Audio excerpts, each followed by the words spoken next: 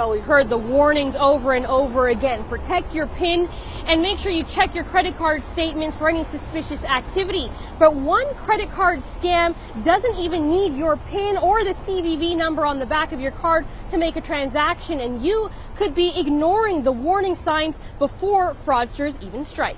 If you were to see like a 2-cent charge on your card, what would you think? I wouldn't think much of it. I wouldn't be bothered about it. No, I might think it's a bank charge. You might think it's a bank charge? Bank charge, yes. And just ignore it? And ignore it. It's a red flag you could be missing, a warning that someone has accessed your credit card. It's a very small amount, so it's easy for customers not to notice it in their bill. It's part of a sequencing scam, a type of credit card fraud that doesn't require the fraudster to know your PIN, the 3-digit number on the back of the card, or in some cases, even your full credit card number. Most banks use the same first 8 digits, right? So it's predictable. The first 8 digits is not random, it's predictable, right? And the next 8 digits, those are also not completely random. They go through a sequence. Customers who are basically victims of the sequencing fraud, they haven't done anything wrong, usually. They've been unlucky. Atafe Mashatan, an assistant professor of IT security at Ryerson, says fraudsters cycle through different number combinations and test them using websites that don't require the CVV number on the back of the card.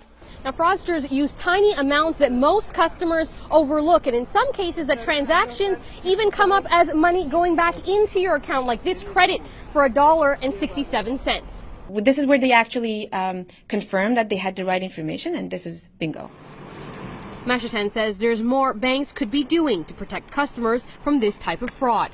They can block those websites who are not asking for the CVV, for instance.